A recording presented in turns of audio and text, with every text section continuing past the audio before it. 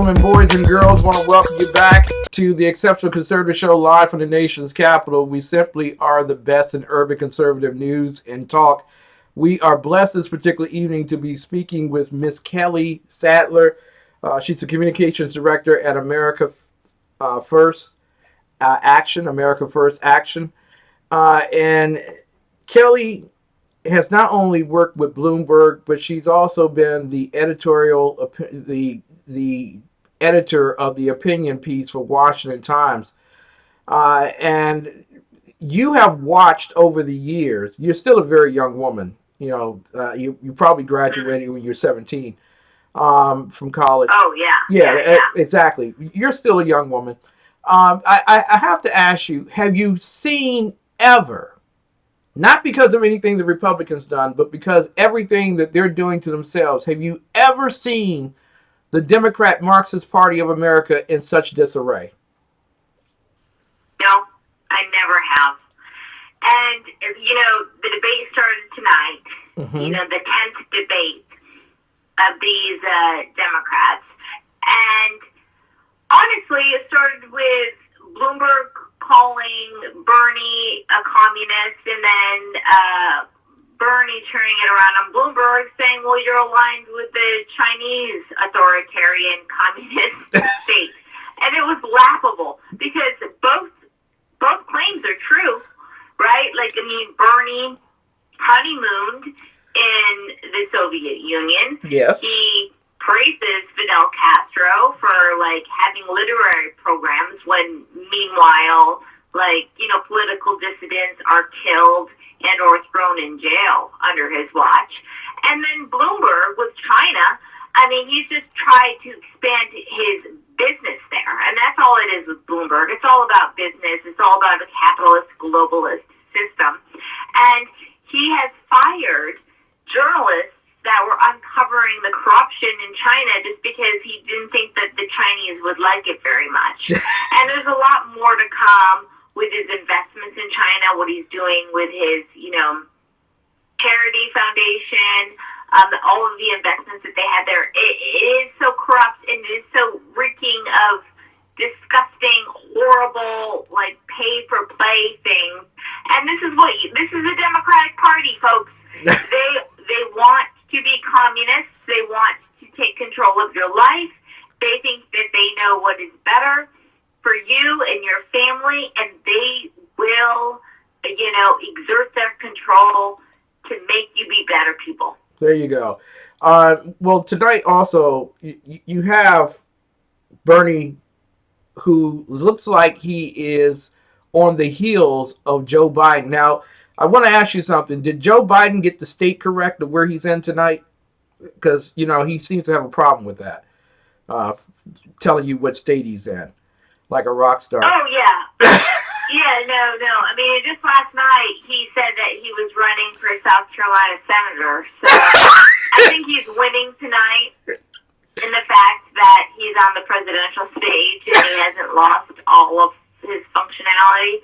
He actually had some strong remarks earlier on.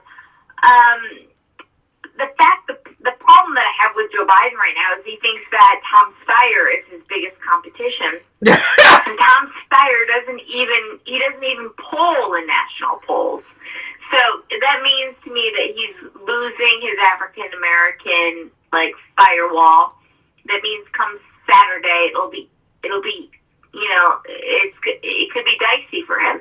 If he does not win by a decisive margin, Joe Biden's out. Exactly. Got to ask you here in the sense that the expectation here was Joe Biden was going to win everything, virtually everything. Yeah. That he didn't even have to announce that he was running. He was going to win. And in addition to that, now with Real Clear Politics reporting that Bernie Sanders is literally 3 points behind Joe Biden in South Carolina. Say it isn't so. Is that absolutely true? How can you lose like that? Well, he's lost, right? He lost Iowa, he lost New Hampshire, he lost Nevada. He came in second in Nevada, but by losing it by 20 plus. It wasn't even close.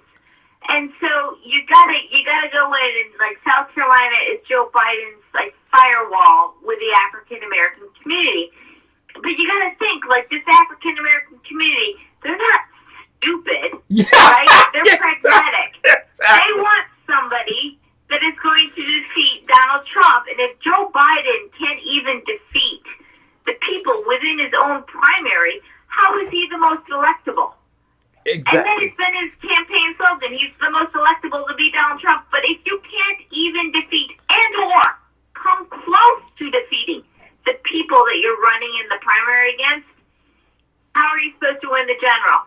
And so I think you're going to have a lot of these African Americans in South Carolina that did like Barack Obama's presidency, liked Joe Biden as VP, but they're going to be like, hey, who can win against Trump?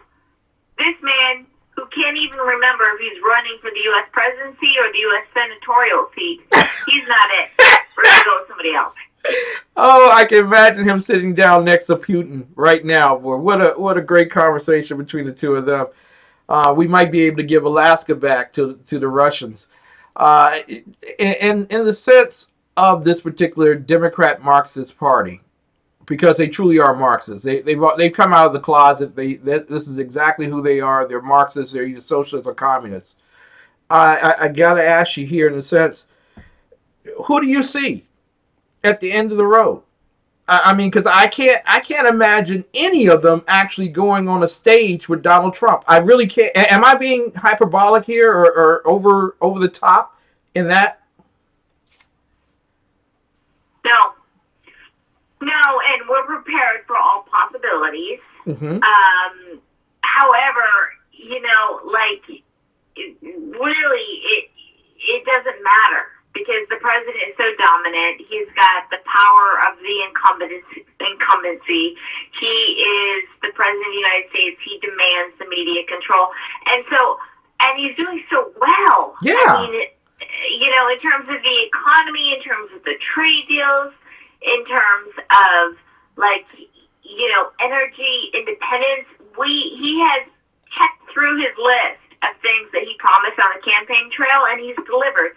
So right now, we feel confident no matter who our Democratic opponent is going to be, because we've got a war chest of all of the things that they've said, they've stood for. We're ready to drop this oppo no matter who is going to win this nomination. But as long as it goes, the better for us, right? Exactly. If it goes into a brokered convention, wonderful. Oh, let them all throw mud at each other. Oh my God! Doing tonight on the Democratic stage, and whoever comes out of there, is going to be bloodied and bruising, and will deliver the final punch. Oh my God! It would be firstly a comedy of errors watching them all compete for delegates, but certainly also trying to figure out a way to cheat Bernie Sanders out of the victory. In the sense of moving forward, America First Action is one of those particular entities that supports Donald Trump. Can you tell us about America First Action, why it's in existence, what does it do? Yeah, so we are the super PAC of the president. We're the only official super PAC that's been condoned by the White House and the campaign. So the campaign is out there. They're running in every 50 states. They're trying to expand the base. They're trying to get New Hampshire. They're trying to get Minnesota, trying to get, New Mexico, Nevada. We're focused on 6 states exclusively: Florida, Georgia, North Carolina, Pennsylvania, Ohio, and Michigan. If we can lock those states down, if we can get those states, the president wins the Electoral College, and he is, the president for 2020. He is the man. So that is what we're trying to do. We're trying to lock those states down. We will run him as a governor of those states. We'll make sure that his message is known, and we will define the Democratic candidate in those states. And we will reassure his reelect in 2020. Yeah, we're really, really concerned with North Carolina. And it is as close to becoming a purplish state or blue state as the Commonwealth of Virginia became a couple of years ago. And there is concern about Senator Tom Tillis not being strong enough to maintain his seat in the U.S. Senate. Do you have thoughts on that and the weakness of North Carolina of all of the 6 that you cover? In North Carolina, if you were to have, we've looked at internal polling shows that all of these Democratic candidates have gone down in their unfavorables. Mm-hmm. It is our job to push the socialist message. And it does not work in North Carolina. It does not work with gun control, gun confiscation, of which all of these Democratic candidates stand on the stage and they want to curb your Second Amendment rights. That does not fly in North Carolina. Neither does, basically the Senate today did a vote on killing babies up until the point where they were born. I mean, infanticide is a huge issue in North Carolina. It's like, who can support a bill that says, or who cannot support a bill that says that when a baby is born at full term, that they should be put to death because the mother might not want that baby? That is what the Senate voted on today, and that's what Democrats said that they wanted. That does not fly in North Carolina. I'm sorry. Yeah. There are so many issues. Open borders, allowing, illegal immigrants to come into our country and to get Medicare, which the seniors want better coverage, but they do not want to split it with illegal immigrants. It does not fly in North Carolina. So there's a lot of issues that all of these Democrats are supporting that we will expose and highlight with whomever becomes the nominee, because these are losing issues. Exactly. And if they want to go for it, go for it. Now, how can people support America First Action in terms of supporting President Trump's victories in those particular 6 states? We'll go to our website, www.a1apac.org. If you want to contribute, you can contribute. But, just check us out and see what we're up to. Exactly. Because every dollar that we raise goes directly into this president's reelect. That's the key thing I wanted you to say tonight, because a lot of people are concerned about giving to parties. They want their money to go directly to the man that they support, Yeah. Donald Trump. Kelley Sadler with us tonight. A question for you, Kelley. In the sense of open borders, the Border Patrol announced today that they arrested 3 Chinese, let's call them tourists. Other people would call them illegal aliens, individuals trying to cross the border, and they had the coronavirus. How important is it for Americans not to be ashamed of saying, I want my borders and I want them protected? That is being a country. That's the definition of being a country, is having your borders and having your beliefs supported.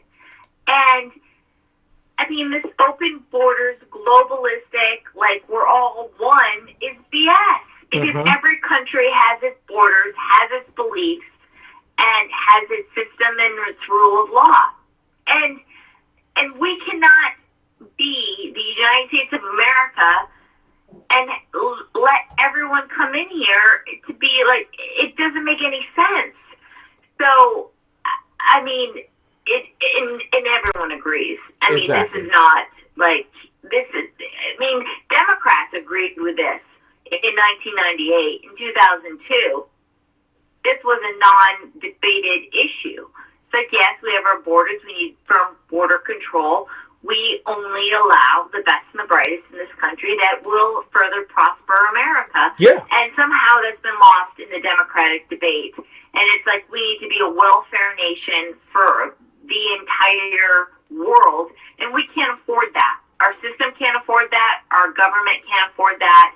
We as taxpayers can't afford that, and that is sure as shooting going to get us into an impoverished nation if that's where we're going. Exactly. Two other questions for you real quick. One of which, as we are awaiting the end of March for the DOJ report, the Durbin Report, do you believe that that will have any consequence on the electorate when they finally unveil all of the drama of the Russia hoax? I hope it does. I really hope it does. And you saw this with the Roger Stone sentencing. Yes. I mean, he's up for. I mean, it's a modest sentencing. It's what Barr recommended. It's like 3.5 years in jail.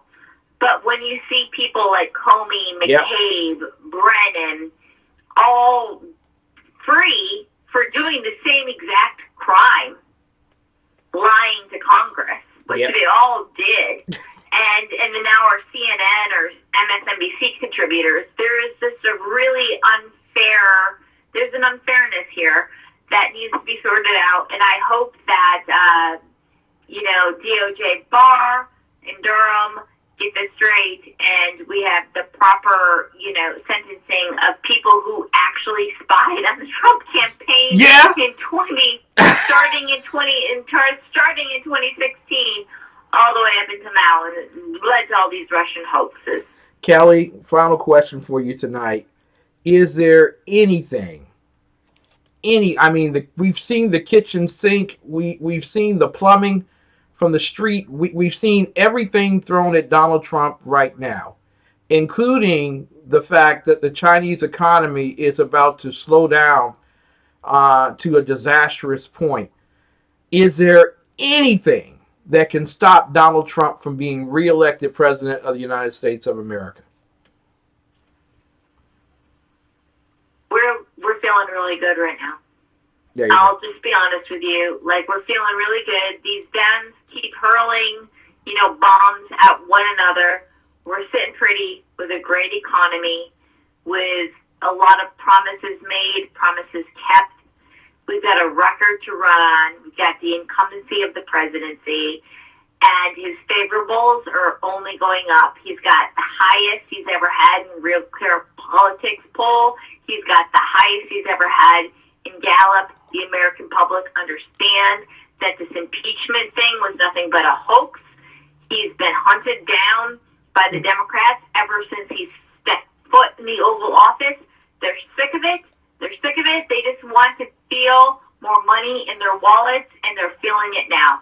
There you go. So that's what we're running on. There you go. What a great country we have, and what a great leader we have in this country. Kelley Sadler with us tonight, Communications Director for America First Action. You can find your website at www.a1apac.org. There you go, ladies and gentlemen. Kelley Sadler, thank you, and God bless all that you're doing. Save North Carolina for us, please. We really appreciate that. Thank you. God bless you. Ladies and gentlemen, we will be back with more of the best in urban conservative talk. Yes, we will be at CPAC tomorrow, officially our start, but we will be broadcasting live from CPAC. Come on by booth 36 if you have the opportunity. We want to make certain, ladies and gentlemen, that you enjoy the best to come for 2020. We will be right back right after this message here.